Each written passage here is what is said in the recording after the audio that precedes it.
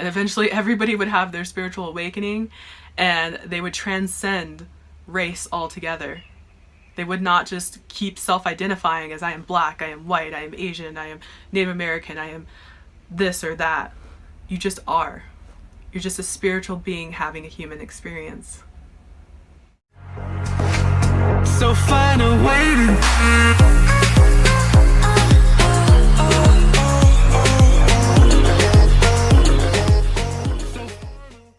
Hello beautiful light warriors, my name is Monica, and today's video is going to be about how to end racism.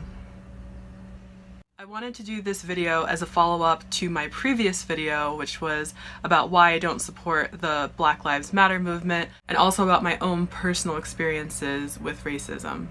And on that note, I just wanted to give a big thank you to all of the people who left me very supportive comments and the people who reached out to me. I really felt like with the response to that video that it gave a lot of people a safe space to really say how they truly feel. Because I know right now it can be very uncomfortable and very scary to speak your truth and say what you honestly believe when it goes against the mainstream narrative. So I know the title of this video pretty much may sound impossible or like a big feat, but I just wanted to give my thoughts on what I believe could actually end all racism. Before we get started talking about the solutions, I first want to say that I want to at least acknowledge that racism doesn't just happen with white people to black people. There are black people who are racist against white people and other races, and there's racism that occurs in every single race on the planet. There's over 7 billion people, so of course there's racism in all different races, and there's also racism within the same race. I recently had a comment where someone said that they were a dark-skinned black girl and none of the black guys in their school liked dark-skinned black girls, and they would even say they wouldn't date them. That to me is a form of racism within one race. And for the first time ever, I've been hearing these other racist terms such as Uncle Tom and coon or cooning. I had never heard that before now, and if you're like me and you have no idea what that means, I looked it up, and Uncle Tom basically means like a black man considered to be excessively obedient or servile to white people, or a person regarded as betraying their cultural or social allegiance. And I looked up coon or cooning, and it says that it's when a self-hating African American plays the fool for a white audience in exchange for the limited social acceptance the latter are willing to give within their racial hierarchy. Just because someone within your own race doesn't agree with something, like just because I'm black and there's other black people who don't agree with the Black Lives Matter movement, does not mean that we're automatically racist. A lot of people need to start learning to accept that other people have different opinions and views and have researched different things and have different life experiences, and they're not going to just automatically conform to what the majority of the masses are saying is to be right. It's okay for people to think differently than you. That's what separates us from robots. We can individually think for ourselves. So the very first way I think would end racism is for everyone to stop automatically assuming and calling other people racist if they don't agree with you. Someone told me about one story, I'll keep them anonymous. They told me that someone they know was talking to another person about the George Floyd murder and said that they too believe that it was police brutality and not racism. And keep in mind, all of these people are white.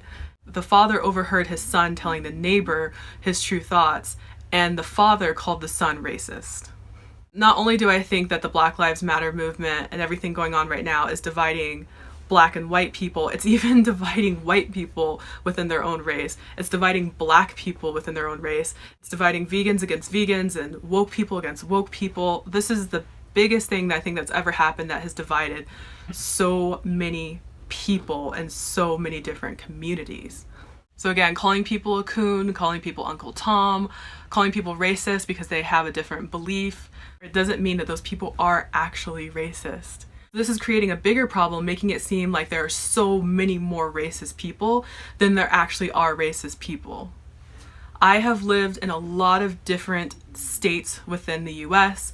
I grew up in the South. I've been to different countries. I can honestly say in my experience, there are way less actual racist people than there are racist people. So it is not helping to be calling people who aren't racist, racist. As far as I can see, these protests aren't actually doing anything to help end racism with real racist. It's just dividing people who aren't racist and trying to label each other racist. It's insane when you really think about it. And I had watched one of my favorite YouTubers, Freely the Banana Girl, and she had shown a direct message she got on Instagram from a BLM person telling her that if she doesn't post about it, they know where she stands and that she's a racist. How does that prove anything about her being racist? And then I've been hearing friends saying that their friends have been nudging them to be like, hey, kind of like passive aggressively, you haven't posted any hashtag Black Lives Matters, like why haven't you posted anything yet? As if posting something automatically makes you not racist and not posting something makes you racist. It doesn't make sense. If I need my friends and family to post a black square or a hashtag on Instagram to prove to me that they're not racist, I obviously don't know them very well. I shouldn't need them to post anything to tell me who they are as a person and where their values lie. My husband, for instance, doesn't have Instagram, so how would that conversation look? Oh, honey, I need you to sign up on Instagram and I need you to post a black square with a hashtag Black Lives Matter, because if you don't, then it proves to me that you're racist and we have to get a divorce. Can you see how ridiculous that sounds? Another 2 points I want to make in this category is Black appropriation. I don't understand what that means. I remember reading something once that a celebrity, like one of the Kardashians, wore cornrows in their hair, and then that they were considered to be appropriating Black culture, and that it was bad. It was a bad thing. So then my question is to the majority of Black women, including myself, who's wearing fake hair from someone who is not Black, doesn't that make us part of appropriating white culture? So why is it okay for us to wear extensions and weaves and wigs from people who are white, but we can't let white people wear their hair in cornrows? And not even to mention all the other things like skin bleaching and skin lighteners and wearing different color contacts like blue and green. That seems to be okay within the Black community. You could also say that that's trying to appropriate a different culture like white people to look lighter. So we can't have it both ways. That's just hypocritical. And the other thing is this term white privilege, which really doesn't make any sense to me either. So is that saying that just because you're born white, you're automatically privileged? Privileged to what? What about the white people who are sleeping in the streets, homeless, next to the Black people? Where is their privilege? Everyone is privileged or unprivileged in different ways because we're all unique and we all have different life experiences, and that could be considered relative. So I don't think that all white people should go around feeling bad and feeling guilty because the moment they're born they get this mark on their report of life saying that they're white privilege and that they should feel bad about it forever. The second way to end all racism is for Black people to stop having a victim mentality. I don't understand why people are still feeling a victim of white people. You've never been a slave. You probably don't even know anybody who has been a slave. Slavery was in the past. It happened. Let's learn from it and let's move on. I have never personally felt like a victim because I was Black or a victim to white people. There's absolutely no need for that. Because if you act like a victim, you're always going to be a victim. Just stop playing the victim card. Yes, there are actual racist people out there, but again, there are way more people who aren't actually racist. Now, there are people in the world who actually are slaves still. Human trafficking is a huge thing and it's still going on. People are all kinds of slaves. But if you're not a slave, you're not a victim. How long must we continue to punish white people because of the mistakes that their ancestors made? If we keep holding on to a grudge, anger, hatred, resentment, bitterness because of something that happened in the past, then we are still part of the problem and perpetuating more racism.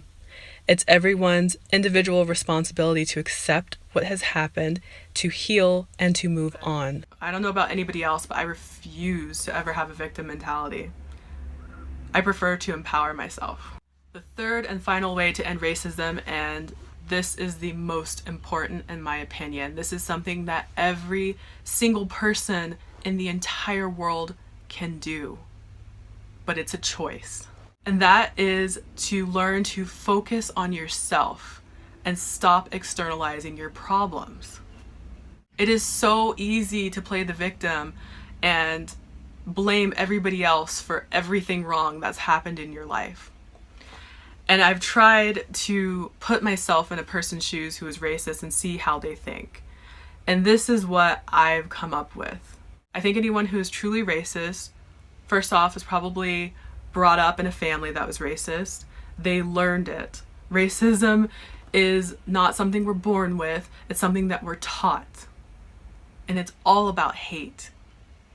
So they probably grew up in a family that was racist and they overheard their parents and siblings, maybe friends and stuff, talk about how it's black people's fault for this, or it's Jewish people's fault for that, or just any race. They're just blaming other races for the problems that they have in their life. I remember hearing a lot that people would complain that immigrants, especially Mexicans, were taking all of the jobs, and that's why we have no jobs. But they were taking the jobs that nobody wanted in the first place. So by someone saying that I don't have a job, and the reason I don't have a job is all of the immigrants' fault because they're taking all of the jobs, that's playing a victim. One time I had this thought that I bet you there's somebody who started off racist who ended up dating someone of the race that they were racist against. So I Googled it real quick and I came across a story about a white woman who went to jail after committing a hate crime against a Jewish person, and her cellmate ended up being black, and they ended up becoming lovers. Neither of them had dated women before, but they fell in love while they were in prison and had a full relationship after getting to know each other. So I believe racist people just have all of this hate, all this anger towards the world and whatever happened to them. They're angry because they don't feel like they don't have enough money, or they're angry because they feel like they don't have enough opportunities. And so then they just target a race and be like, well, the reason I don't have this is because of them over there, because of their skin is darker than mine, or their skin is lighter than mine. But when you say it out loud, it just sounds completely ridiculous. You cannot blame an entire race on your problems. You just can't. Everyone's individual. So if each and every person in the world started focusing on themselves, I'm talking about focusing on how to love themselves, focusing on learning about themselves, focusing on creating a new hobby, or even just relaxing or learning about a subject they've never learned about, and finding ways to just improve themselves instead of going externally and just being like, well, I'm this way because of that person. All of us need to go internally and really get to know ourselves. And once everyone does that, they will find out there is no such thing as races. We're all one race. We're all the human race.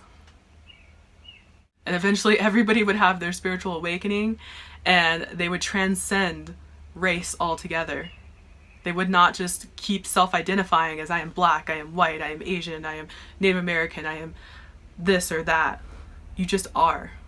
You're just a spiritual being having a human experience. And everyone needs to stop paying attention to all of the distractions and the chaos in mainstream media.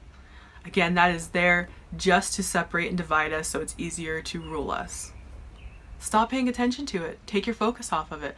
Put your focus on yourself. Stop putting it everywhere else and trying to jump on the bandwagon for all of these things, and you will see the truth. Another reason for the distractions is to keep us from knowing our true selves, keep us from knowing the truth about our reality, from keeping us from waking up and being trapped in the matrix. Start going outside and taking your shoes off and putting your feet on the bare earth. Start eating healthier, try to come up with a healthier lifestyle. Start working on personal goals for yourself.